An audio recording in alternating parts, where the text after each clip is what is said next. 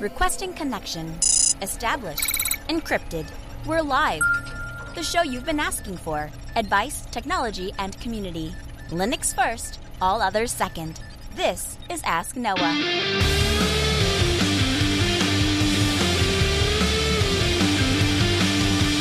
Live from Multispeed Technologies, the Ask Noah show starts right now. This is the show where we came to do all the things on Linux they said couldn't be done and take your questions on how to do the same.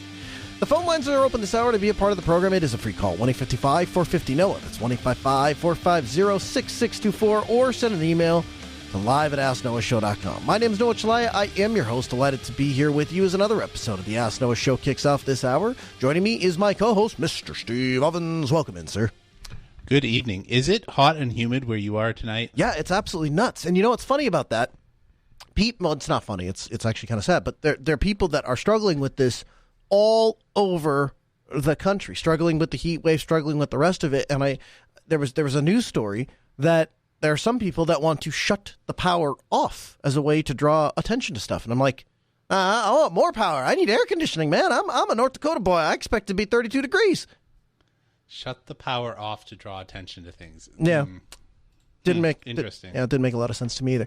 Hey, so we have an absolutely fantastic show lined up for you tonight. We're going to dig into all of the things. Your questions go to the front of the line, 855-450-NOAH. It's 855-450-6624. Email live@asknoahshow.com. We'd love to take your feedback and dig into it. First, we'll get a look at news headlines with JT. Here he is. From the Linux Newswire newsroom, this is the Week in Review with JT. For the week of July 23rd, 2023, here's the Linux and open source news. LibreOffice 5.5.5 has been released. Qt Creator 11, the open source IDE, adds an integrated terminal and GitHub Copilot support.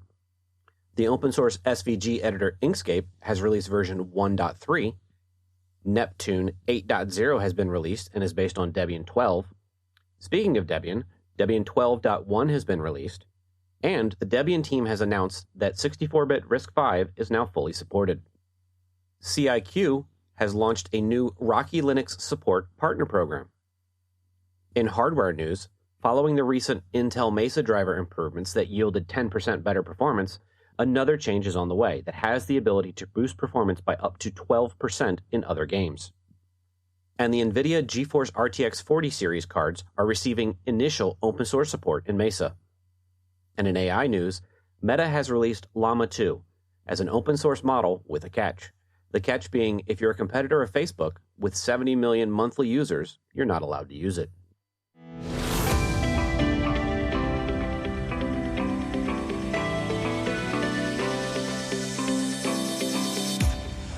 Wojciech Pavlik, he is the general manager for Business Critical Linux from SUSE, and a guest this hour on the Ask Noah show. Welcome in, sir.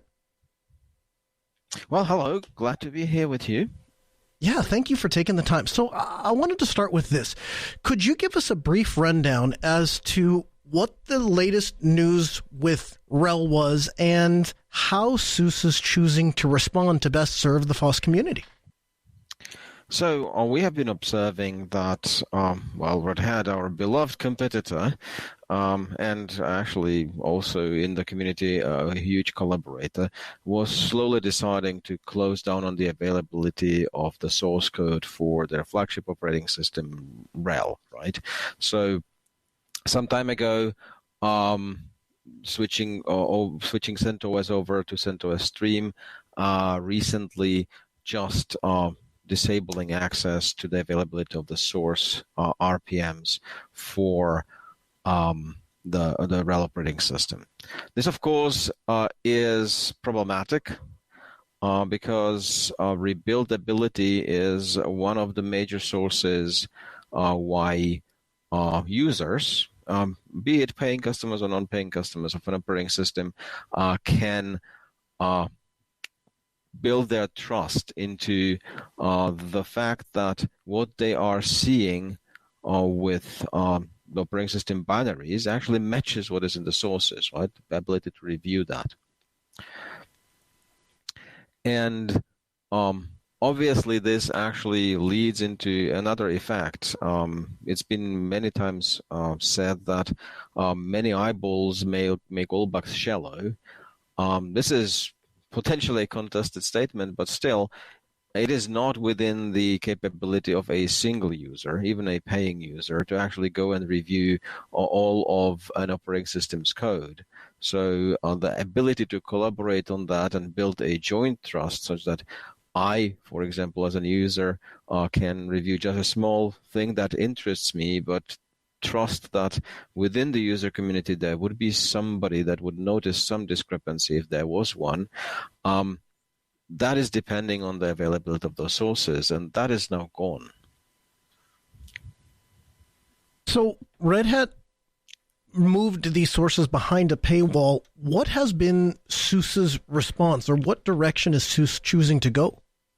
Right. Well, actually, I wouldn't say moved behind a paywall. They were always available behind a paywall as well, right? It was just discontinuing the availability in the public space. So what's SUSE's reaction? Mainly, why SUSE is reacting? So let me answer that first, right? So SUSE is quite proud of its own operating system, the SUSE Enterprise Server, and the OpenSUSE variants, Leap and Tumbleweed. But we are aware that we are not the only ones in the universe, and many of our users, both individual and enterprise large customer users, are actually having mixed environments. And for quite a number of those, they were feeling left out. They were feeling left out in the void because access to the source was actually important for them, both in the case that they were not interested in support and were not paying, but also in case they were actually paying, because it is not necessarily them losing the access. If they were paying, they would still be able to reach, so to say, behind the paywall, but losing the other eyeballs of the whole community of users to actually make sure that this software can really be trusted. So what SUSE has decided to do is to take the latest available RHEL sources and publish those, right? That's actually not something special. Anybody else could do that. But also, and this is where SUSE feels unique in this space, is continue maintaining those independent of Red Hat. So continuing adding fixes, adding patches as needed to keep the source code stable and keep it secure, fixing any vulnerabilities as they crop up. We can do that because we do this for SUSE operating systems, OpenSUSE and SLAS, and it is basically a matter of transplanting those fixes over to a slightly alien code base, but not too much. RHEL is actually also an RPM-based distribution. Many years ago, we had a almost shared origin. So that means that this is some additional effort, but it's basically based on what we were doing already for ourselves. We believe that this is actually very much useful for the community because the community of free users, of users of other RHEL-compatible distributions can use those sources to build that, as well as supporting the other distributions this way. So I guess my question in response to all of this is that I start to wonder, like, what is the competitive edge that SUSE has over RHEL? I mean, I personally enjoy the idea that you're really trying to be open source, good open source citizens as you see it, you know, in whatever your vision of that is.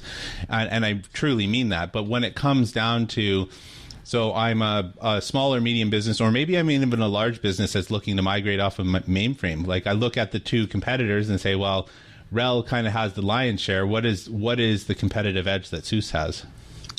So let me say just by start by saying that SUSE is the smaller player, right? And so we need to be smarter, quicker, and generally provide a better service to stay in business. And that's what we do, right? So when you look at, for example, the comparison of customer satisfaction, it generally is higher with SUSE services. When it comes to the operating system itself, I would not be able to argue that there is a huge functional difference. It's all open source, so whatever we create, actually all of the competition has available for their next release anyway. We are pretty strict on making sure that everything that we develop is really getting into the upstream projects. There is one thing that actually is a significant differentiator in the open space, in the community space, and that is that unlike competition that Red Hat that is trying to close down on the availability of the RHEL code base, making it available only to paying customers, and having a separate offering for the community users in Fedora and potentially in CentOS Stream, as much as that can be considered a usable distribution. SUSE is not only giving away the complete sources of SLAS to its OpenSUSE community, but actually also the binaries. The very binaries that are comprising the commercial offering are one-to-one available within OpenSUSE Leap. So in that, if you are a single individual user or a small business user that is not yet decided that you actually need the comfort of support and compliance and certifications and all that comes with a paid Linux, well, then you can just run OpenSUSE Leap and have all the quality that comes with it and all the maintenance that comes with it. So this is something that really is differentiating. There are some technological advances that are also in our product that are not available elsewhere, like, for example, user space life patching, which we added to our kernel life patching, so that says that you can run your system and update some key components without rebooting for up to a year. Wow. That is certainly very much appreciated by some mission-critical customers or customers with mission-critical workloads. We are pushing forward quite a bit of effort on confidential computing, which has an potential to really change the landscape about how people deploy workloads in the cloud. But in the end, I do expect that much of that will eventually pop up everywhere else as well. So I just wanted to follow up to make sure that I understood what you were saying correctly. So I'm going to frame this with my knowledge from the Red Hat side. So Red Hat has the open source infrastructure initiative, which allows people who are part of the open source community to just go and have access to free RHEL as it is. And there's also the developer program, which allows you to run 16 odd machines that are entitled out there. I think what I heard you were saying that SUSE's kind of counter to that would be to say go work with Leap. Is that correct? And if that is, can you just expand on it from that angle? That would be pretty much right. OpenSUSE Leap is an operating system that includes all of the SLAS binaries, so it is equivalent, plus all of the extra code that is useful for an individual user, so graphical interfaces, graphical programs, games, whatever you like and expect from having an enthusiast desktop distribution. So that's an option, but of course we also work with customers to actually provide them with subscriptions that are useful for developers, but they are not free. That's true. Some of the other Red Hat clones or smaller distributions they find themselves in a really precarious position because they were relying on Red Hat to be able to get their code. SUSE, in some ways, is in a unique position because you guys do have the resources to maintain a hard fork, and it certainly seems like that's the direction you're going. Now, it's been announced that SUSE is spending $10 million towards the development and maintenance of RHEL, or a RHEL-compatible distro. Can you help me understand how that $10 million will be spent over time? Well, it's actually rather simple, and it may be somewhat anticlimactic to just say, okay, this requires a certain number of engineers to actually work on and maintain that code. I can't tell you exactly how the RHEL, what the RHEL code size is, because we did not run the statistics on that, but I assume it is actually very similar to a SLS code base, and that is 1.2 to 1.5 billion lines of code. So it is not a small feat. It is not a small effort. So pretty much the vast majority of that money will go into staffing up our team to actually do that effort of keeping that code base in a top condition.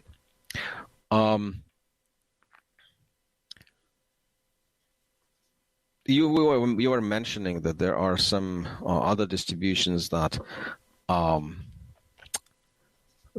do not have that capacity, and they are currently looking into ways how to continue obtaining the source code from Red Hat in various ways, and I'm quite sure that you have seen the announcements from Alma that it has decided to basically start using CentOS Stream and start diverging from very close compatibility with RHEL, or Rocky that was figuring out ways how to use the GPL and cloud instances to get the code despite opposition from Red Hat.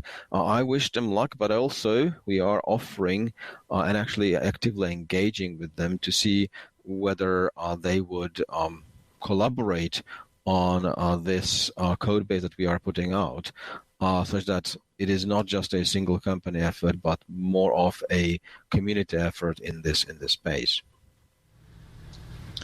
So I just wanted to circle back to the operating system conversation again. So you kind of explained SLS and then OpenSUSE Leap. I'm not super familiar with what's happening with Liberty, and where does Liberty fit in, and did it play a part in the decision for the RHEL fork? Well, certainly it did play a part, mainly in the fact that we are already familiar with this space. So SUSE Liberty is pretty much like any of those other rebuilds, a RHEL rebuild, right? And as such, it is affected by the same dynamic of losing access to the sources. So while Liberty was created, it is actually a pretty straightforward situation. When we have a customer that has a mixed environment of RHEL and SLS code base and desires to, have only a single provider of the services, then we can offer Liberty to that customer to actually move over from Red Hat and without any migration costs, switch the provider of the updates to SUSE as well as support. Typically, we are actually expecting such a customer to migrate completely over to SLS eventually, because we believe that we will convince them that it's simply better. But if they don't, they can actually stay on the Liberty offering for a very long time. In Europe, having this fork actually enables us to use that fork to build Liberty, a compatible offering with Red Hat, without having to think about and lose sleep over losing access to the Red Hat sources for good, because we can continue building that ourselves. So, listening to you talk about Liberty, I wondered whether it gives you a competitive advantage in Europe, where Red Hat is a North American-based company and SUSE is out of Germany, if I remember correctly. So, wondering if that gives you a little bit of a competitive advantage in terms of, hey, we can provide you a RHEL-like system that's supported here and kind of homegrown inside of the European Union. Interesting aspect. I don't think that is a huge, really huge factor. You are absolutely right that we do have a much more home turf status in the European Union, where we are better known, and companies sometimes do prefer European suppliers. But in that case, they would also very often be choosing SLES or SUSE Linux Enterprise Server and not RHEL, right? So it is really mainly being utilized for customers that have a mixed landscape, have already deployed some Red Hat Enterprise Linux, and are looking to get supported from a single vendor. So earlier you talked a little bit about Liberty Linux being kind of the clone, and I think you said something to the effect of long-term your plan would be to get them on SLE. Yeah. Why the decision to invest so much money and resources into a hard fork of RHEL? Why not put those same resources into SLE if the belief is that SLE is the better product of the two? The situation is that many our customers have a mixed landscape, right? So we want to serve the customer, not just our code base. On the other hand, 10 million compared to what we invest into SLE is negligible. It's a small amount, right? The development of a Linux distribution is actually pretty expensive. I will not be sharing how much, but it's many times that. So I was thinking about the shift in landscape that we are currently watching from the lens of an ISV or an independent software vendor, and I was thinking about how lots of times we have friends of the show, really good friends of the show, that work for some of these places that they don't directly develop on RHEL, but they rather slap a thing on there that says, this works on RHEL-based systems. How does the landscape for ISVs adjust to SUSE's commitment to a RHEL fork? Like, is there extra work involved for the ISVs to make their software packages certified and compatible with both SUSE and RHEL? So certifications are a somewhat strange beast. In purely legal terms, they only apply to the operating system that has the right name that is on the certificate, right? But people have been using those, just assuming that if it's really the same source code, it will just work. And the ISVs were kind of nodding, this is okay. This is really not going to change. With our RHEL fork that we have announced, we are very much intending to stay very close in terms of binary compatibility to actually make sure that every ISV application that is out there will continue running completely without any changes required on this fork. That is the value of forking it. Otherwise, we could just ask them to actually go to SLE. Which is also quite compatible, but does require some little changes from time to time. So, of course, we will no longer be able to be back-to-back compatible, right? Actually, our intent is to fix bugs, and so we may end up fixing more bugs than what Red Hat would. Which I suppose is fine with the ISVs and the customers, but it's no longer a back-to-back compatibility. So on this kind of vein, Red Hat says they don't see any value in the clones at this point in their history. So some have kind of theorized that this is due to the fact that they were essentially enabling their own competition. I've heard that theory being thrown around a ton. So I wonder, with a fork of RHEL, is there any concern that SUSE is going to create its own competition? Well, this is certainly something that we have considered, right? That's actually a philosophical debate.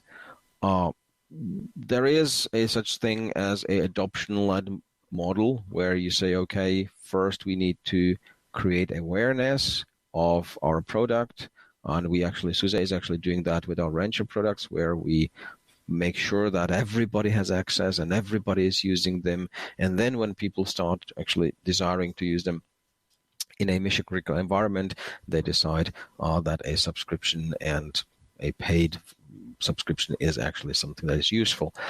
I understand that for Red Hat, who has a really dominant position on the market, the adoption model is no longer really applicable because they are well recognized. And so, yes, I do see the point where they say, okay, for us, this has no longer a value. It has a huge value for the whole industry because it allows running a lot of innovative and desirable services and starting new developments without having to invest upfront for a paid Linux. So I don't think that for SUSE this actually means building ourselves a competition, particularly when we are intending to continue with developing innovative Linux products like the next generation Linux we are planning in SUSE Alp, the adaptable Linux platform that is going to be the base for the next Linux distributions that we bring to the market. So from that perspective, it is mainly about taking the existing people, making sure that they can continue where they are, while bringing something new to the market. And for SUSE, one of the values in doing this is actually in the markets where we are not recognized, and US is that place, to put a stake in the ground and say, we actually can do this. We actually have the muscle, have the knowledge, have the know-how to maintain a full clone this way, or for a full fork rather, because it will no longer be a clone. And so we are trustworthy as a operating system provider, even better if you are using our preferred operating system, that is SLAS. When I think about SUSE, and I think about the competitive advantage that you guys offer, one of the things that comes to mind for me is the open build service. So I'm curious, does the open build service, does it play a role in the process of forking? And if so, could you elaborate as to how? The Open Build Service is actually a quite powerful platform that not just us, but a number of other companies and open source projects are using to build their software. One of the big advantages of the build service is that as you make changes to the individual packages that the whole solution is composed of, it automatically rebuilds everything that is in the dependency chain.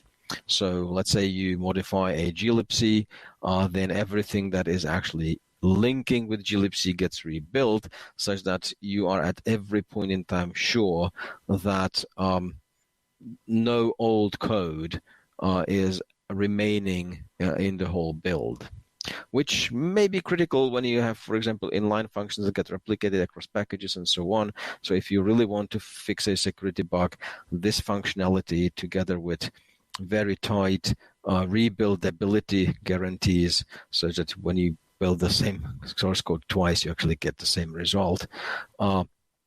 This really helps have a lot of trust into the resulting binaries.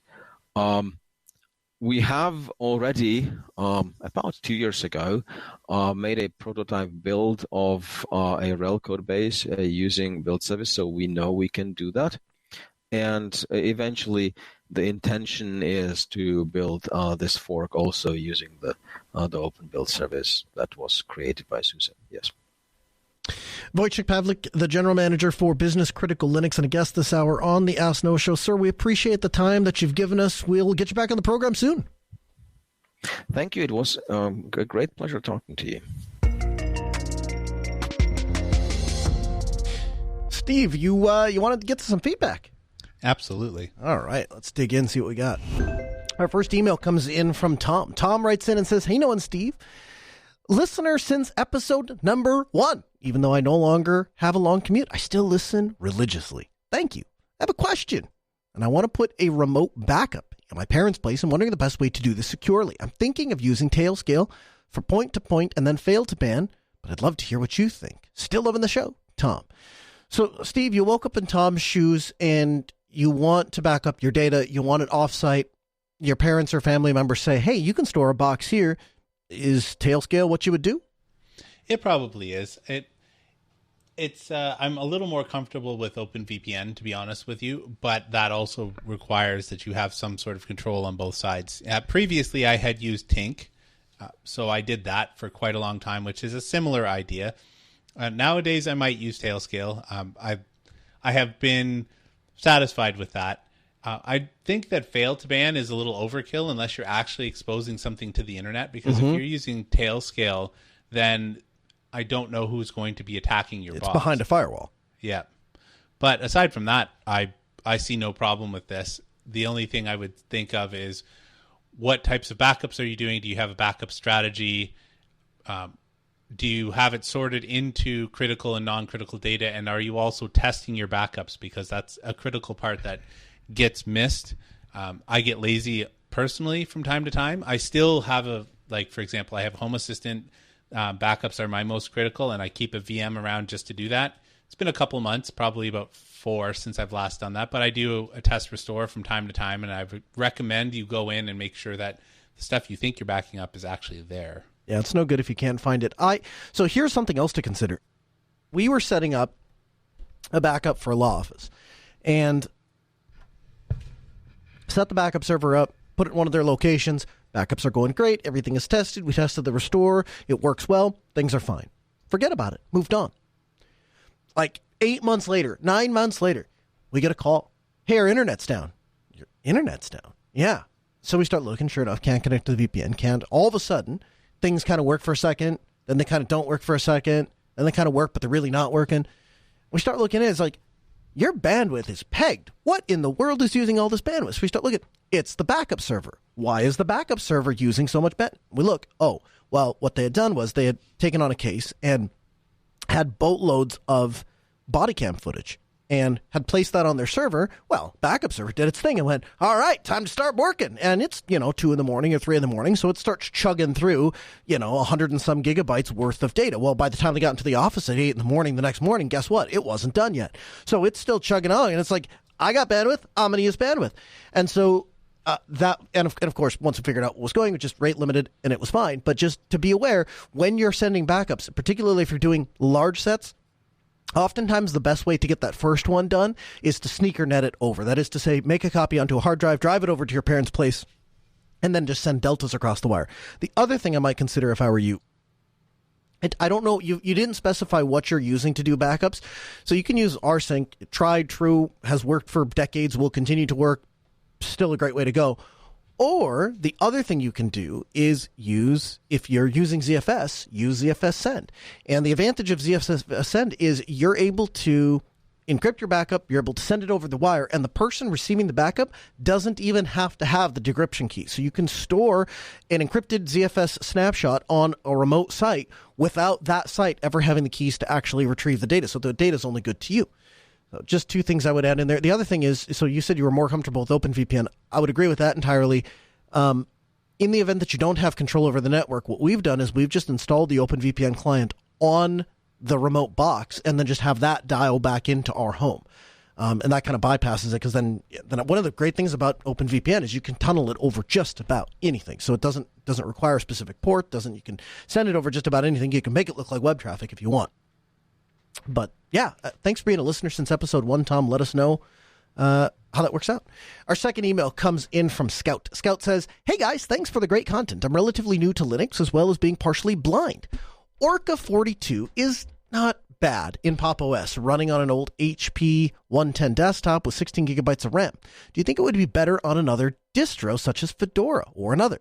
Do you think that we in the blind community should be relegated to special distros for us and enjoy desktop environments with the rest of you? On windowing, if I open a new window, say from Firefox, it merely shrinks the first window and adds a new window right beside it. What I want is the new window to be full screen automatically. Thanks for your time, Scout. So, Steve, do you have much experience with accessibility on Linux? I looked into this as best that I could, and in my limited ability to understand, right?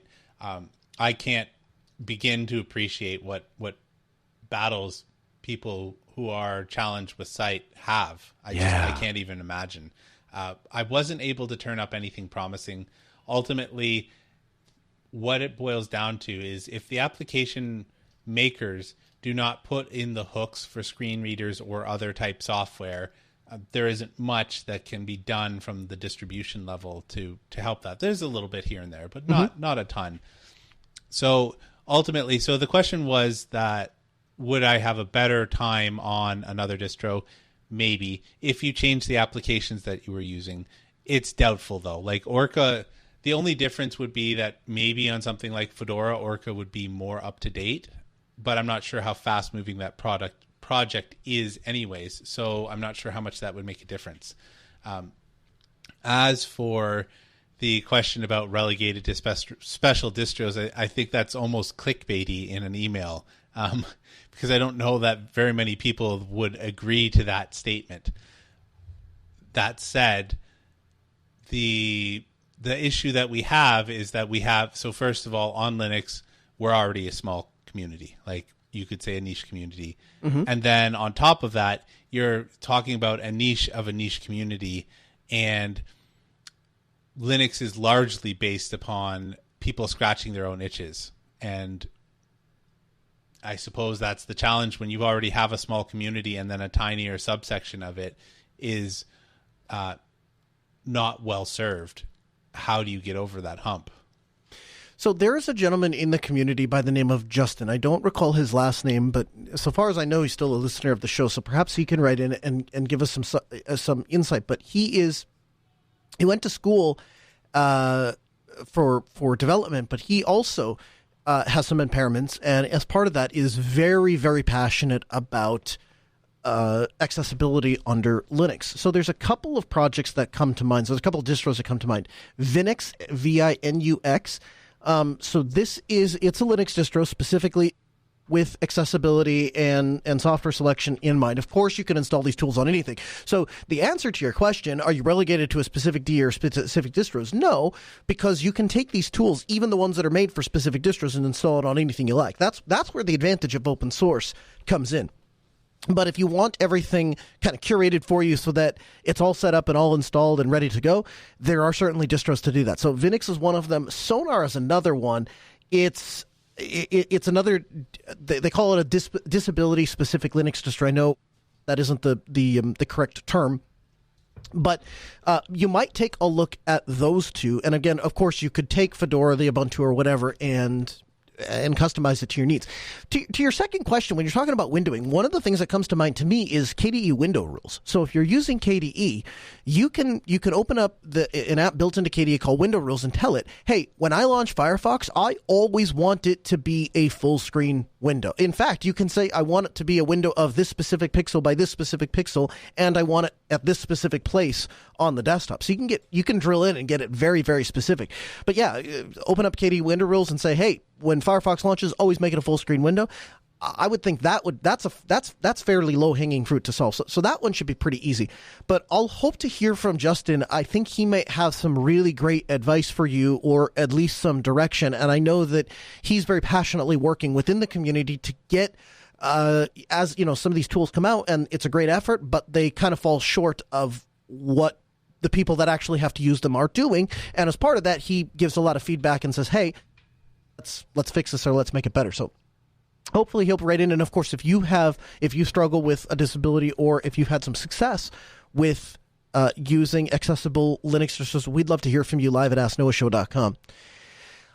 Third, and Steve says Sonar is actually discontinued. So I guess that's maybe outdated information on my part, huh? That was probably one of our producers putting that in. Ah, okay. Our third email comes in from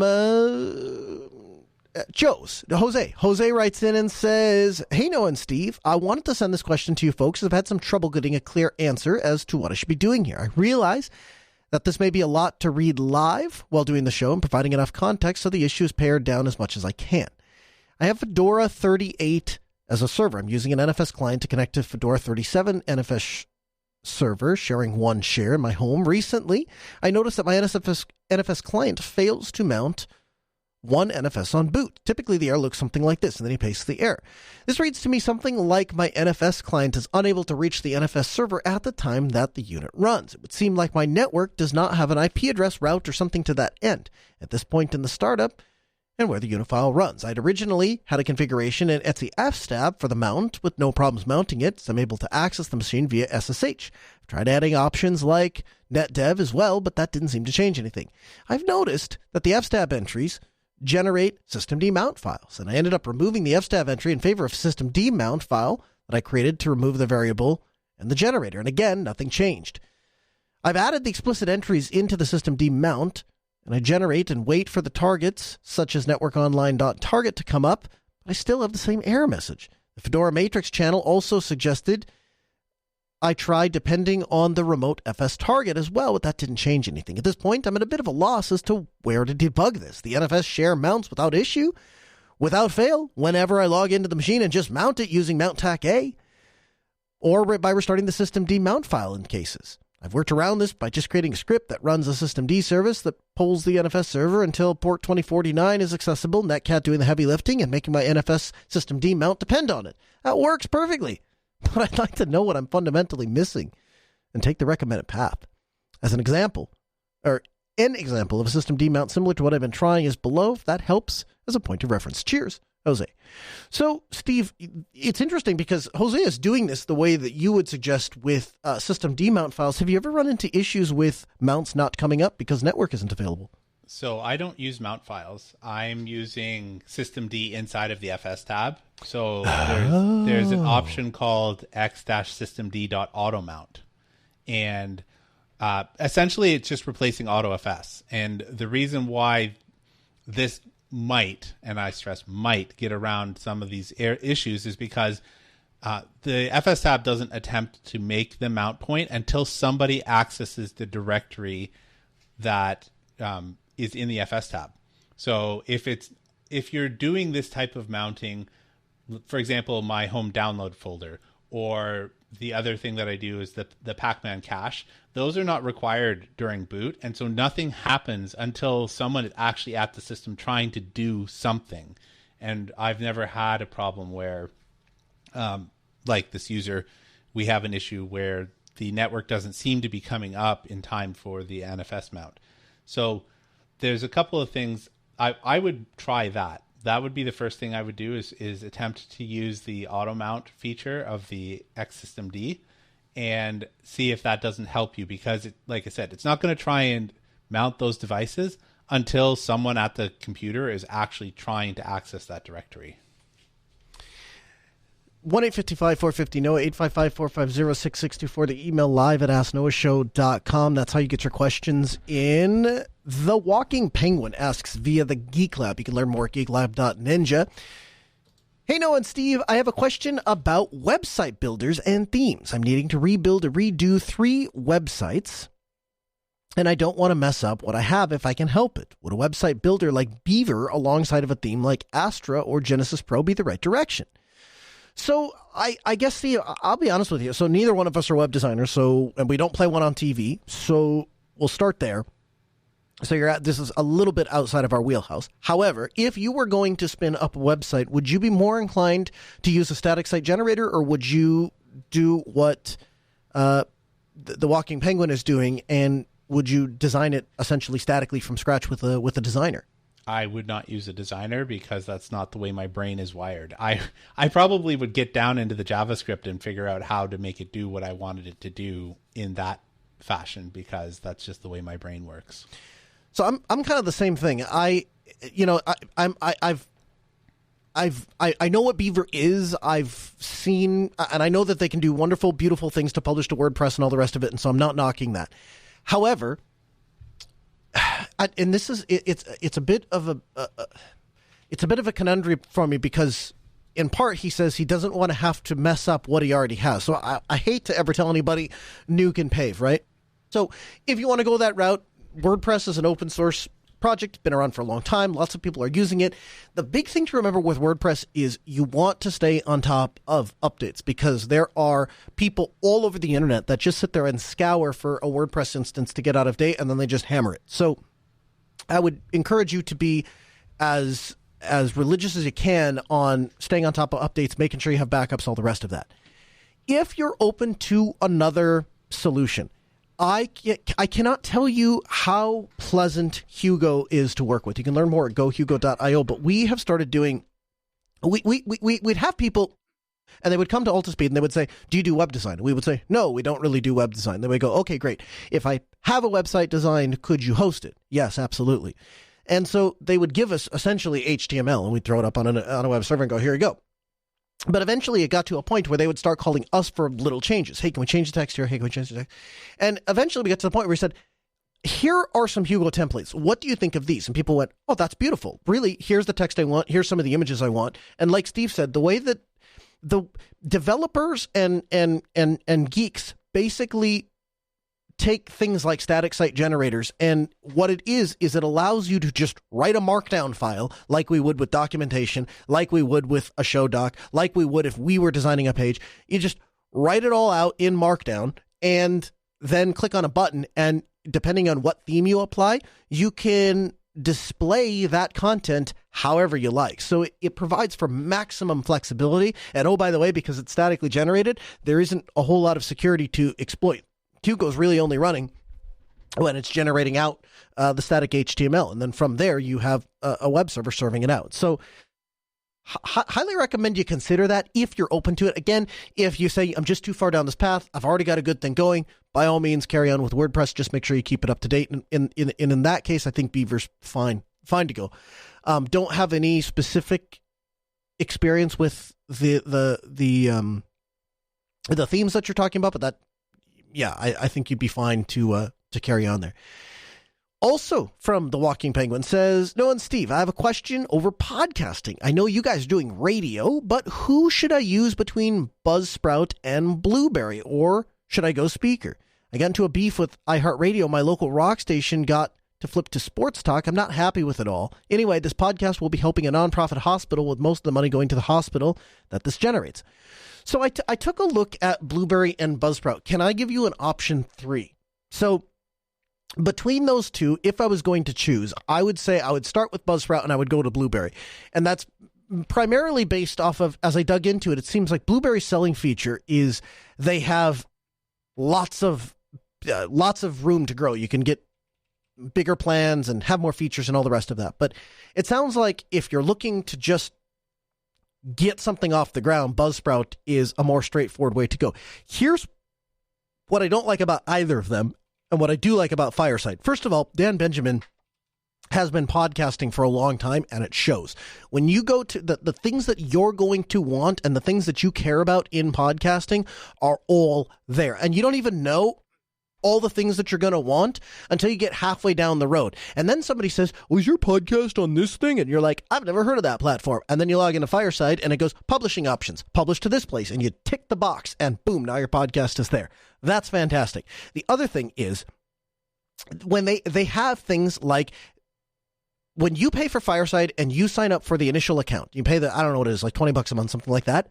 There's no limit to how many episodes you can have, how many episodes you can publish, it's essentially almost unlimited storage. Now, that's not entirely true because they do limit each episode to 100 megs, which kind of dictates, to me anyway, that dictates the kind of quality, audio quality that you're going to do. But if you're exporting at 96 kilobits per second, which is what they recommend, I found that you can cram a sometimes 2.5 hour podcast into a single episode feed, and every podcast consultant will tell you the maximum time you're really aiming for is that 40 to 50 minutes. After that, attention spans kind of drop off, so you might be better cutting 2 episodes anyway.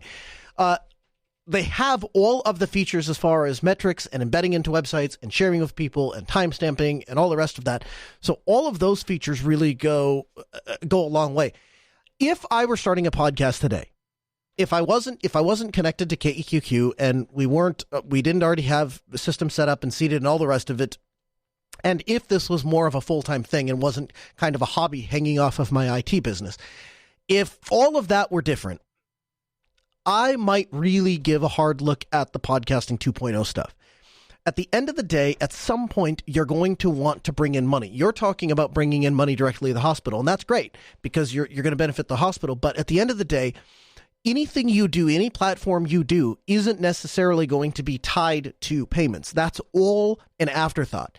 And with the podcasting 2.0 stuff, it's all one deal. They have thought about all the things that made podcasts not ideal, where it was literally we were taking content and just putting it in a place that everybody could find on the internet. And that's kind of how podcasts started. It's now evolved to, okay, we have these endpoint devices. We know what people's expectations are by way of, I want to support this portion of the show. I want to draw attention to this portion of the show. I want to fund the show. All of the things that make podcasting useful and brings it into the 21st century are available with the 2.0 tools, and a lot of them just aren't available. And they're not going to be available with Fireside, but they're definitely not going to be available with these other platforms like Blueberry or Buzzsprout either. So I would seriously give that a good run. But if you don't come across those things, I would start with Fireside and see what you like about Buzzsprout or Blueberry that Fireside doesn't have, and then try and knock Fireside down. I'd be surprised if you find something. Third question, Noah and Steve, could you please explain to me the difference between Logos and Crosswire Bible software? I keep flipping on which one to use. Have you used either of these pieces of software, Steve? Honestly, I don't do my studying in front of the computer. I listen to a podcast, and that's as close to the electronics as I get when it comes to Bible study. Okay. So I use Crosswire. I use Crosswire, and essentially it's so how to explain this in 1 minute or less. So Logos is the go-to, been around for years Bible software, and it has every translation under the sun and a bunch of other books and research that you can have access to. It's very expensive. I want to say the full version of Logos is like thousands of dollars. I've used it. It's okay. Now it's web-based, so I like it even less because to me that means it's cloud-based. Crosswire is interesting because it's a Bible engine, and really it's a manuscript engine, and then you can add texts, most of which are biblical translations. But the nice thing about it is there's a front end called Xiphos. And the nice thing about Xiphos is it'll allow you to pull up all of these different translations, have them side by side. So if you're reading in normal American English and then you go, I really want to see what that looks like in the Texas Receptus, you can go pull the Texas Receptus up and get a side-by-side comparison and look and go, oh, that was the original Greek word that was used, or that was the original Hebrew word that was being used. And so I understand there's a difference between the agape love and this. So those sorts of things you're able to do with Xiphos, and I really appreciate it. The other thing that I've really gotten into with Xiphos is the ability to bookmark. So when I come through passages or something like that, and I'm like, oh, I need to remember that next time. And I can have things for categories, or if I have discussions with people, I'll kind of outline all of my notes and then bookmark them so I can we get into something and I have all of the passages that reference a particular topic all lined up and just ready to go, available to me at my fingertips through my laptop. So that's a very long-winded way of saying I would definitely go with Crosswire / Xiphos. I would use Xiphos to access the Crosswire underpinnings. And if you install Xiphos, you'll get Crosswire. Music in our ears means we're out of time. I appreciate you joining us. We record this show every Tuesday at 6 p.m. Central. You can join us live, ask your questions by calling in, joining the Mumble Room, or the Geek Lab at geeklab.ninja. That conversation continues 24/7, 365. It's a party. We're back next Tuesday, 6 p.m. Central. AskNoahShow.com. Have a good week.